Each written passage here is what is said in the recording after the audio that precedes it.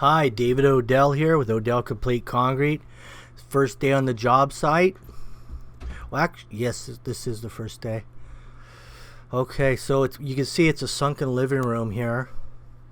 What we're going to do, it's 12 inches deep too. It's a double stepper.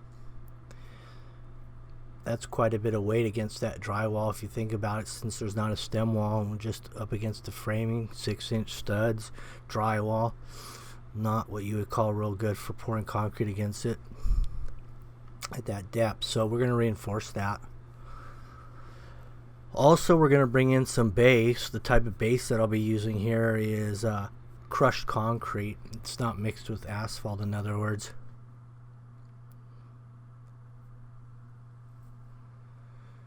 So we took our laser level, shot it around here, made some marks on the walls, at the same level of the existing floor. And then we snapped some lines.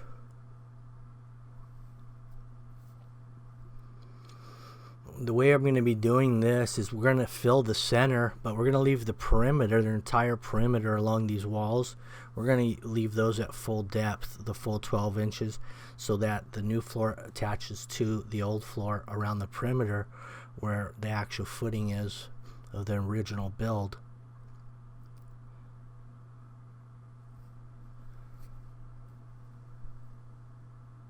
We also will be putting some rebar dowels into the step face. Now this plywood ripping right here, we're going to rip at 12 inches, maybe 11 and a half. We know we can get 4 pieces since these are 4-foot sheets, so I think we do have the clearance to get 12 inches over that floor. Sometimes you run into 11 and a half inches or something, then this plywood obviously not work very well because it'd be sticking up above the floor. So whatever we rip this at, it has to be either the same height as from the existing subfloor concrete to the top of the new floor, or it has to be a little less. That way we can get the top of this plywood and use it for a screed or an elevation to rot off of. Now what we'll be doing, we know we have a bottom plate to attach to without guessing where the studs are. So we can put screws into the bottom plate all the way around, and that'll secure the plywood against this. It'll also reinforce the drywall so that the weight of the concrete doesn't give that drywall up the entire, from the floor to the ceiling, a wavy type look to the drywall, because that could potentially happen with the weight of concrete. And also what we did, we put some L brackets there, just in case, because I didn't build this house, and so I don't really know how that plate's attached to the foundation. So I'm going to make sure that what I do will work regardless of that wall. So taking the guesswork out of it, I'm going to put the L brackets in. I'm going to throw some tap cons attached to plywood to give it the strength that I know will work, whether that wall's there or not.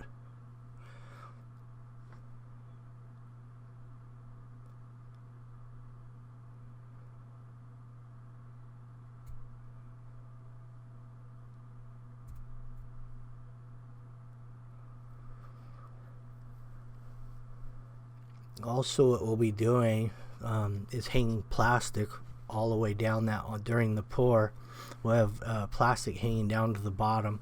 That way no water will go into the plywood from the concrete or the drywall, and also any splattering will be minimized because we'll take it up 4 feet above that plywood.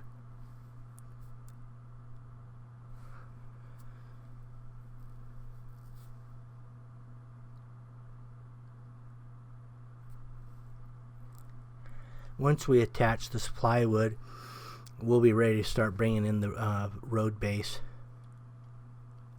Crushed concrete, in other words.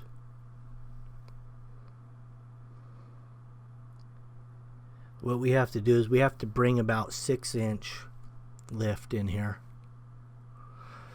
Now the plate compactor I use, I can guarantee I can get about 95 to 100% compaction at 4-inch lifts. I can guarantee that. However, at a 6-inch lift, I probably can't guarantee 98-900% compaction based on the proctor of the material, but I would say we can still be assured that we're going to get at least 90 out of 6-inch lift with this plate compactor, with the right moisture content, of course. And that's very crucial. Although this isn't pre-mixed with water outside, it's coming in dry, so I'm going to have to hit it hard with the water indoors, let it soak in for an hour, and then run the plate compactor on it. Not the best system, but definitely worked.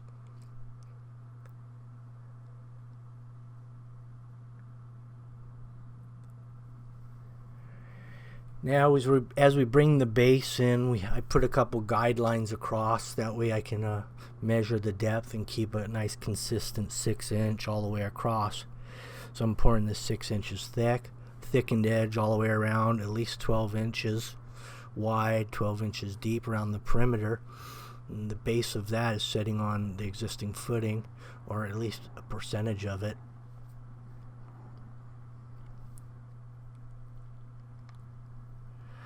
Here's your rebar dowels going into the step face, and of course those will be tied to all of the bars going each way at 2-foot centers.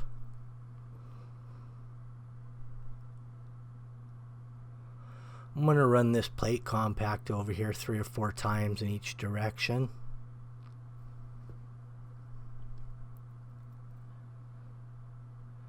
Of course, you need to have your windows open and get some ventilation through the house when you're running anything like that, gas powered indoors. Carbon monoxide and all that could be an issue.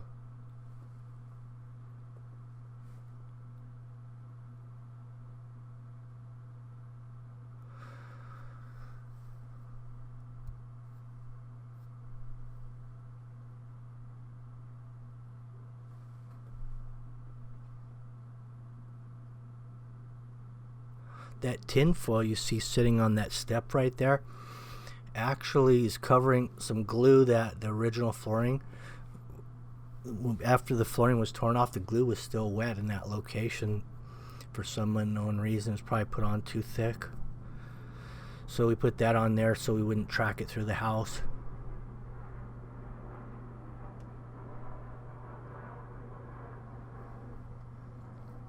Now we're bringing the concrete in here. And this particular concrete mix that we're using here is a 3250 psi. It's what you typically use for it's what most cities require for all public works. And it's a really nice mix. Got a lot of cement in there. No fly ash. Finishes nice and dries quickly, even indoors on plastic.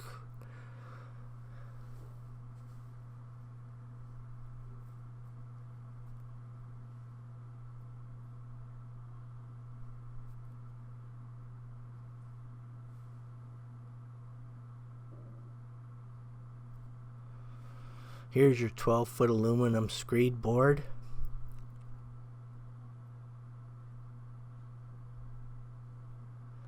That plastic I hung up there, that's only like a 1/2 mil thickness.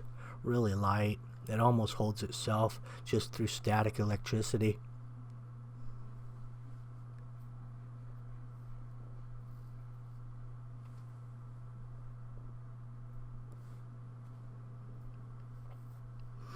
Now we can come right off of the top of that plywood, because we know we put that in right on the money. We have 3-inch dobies on this one because we have a 6-inch depth to work with. Also, I added some fiber mesh out in front of the house to the concrete truck when it arrived. My own fiber mesh that I happen to have in stock, and you can get through my storefront at davidodellconcrete.com.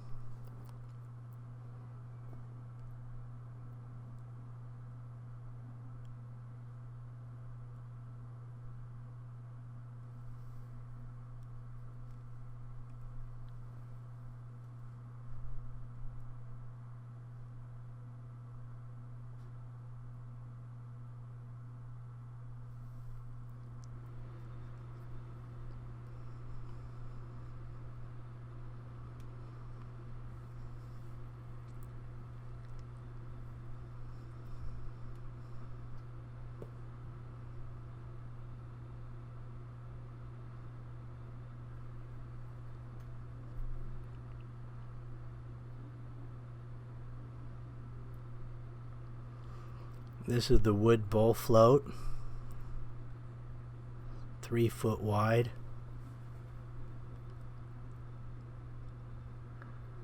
And you can see the water's pushing out pretty quickly.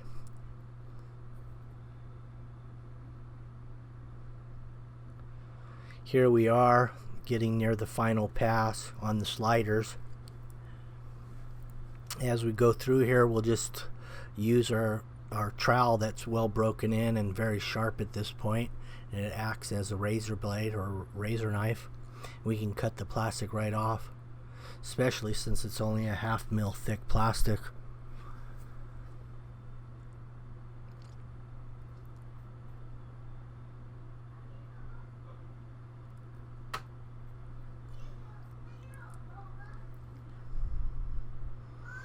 This entire floor will be covered with a hardwood. It'll just continue on through from the existing flooring right on through.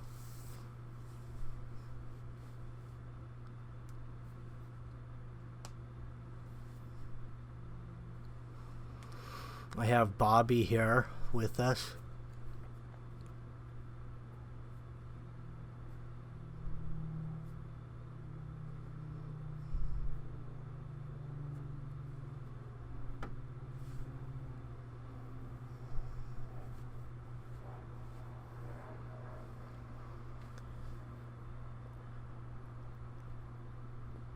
So that's kind of what you want it to look like when you're ready to roll out.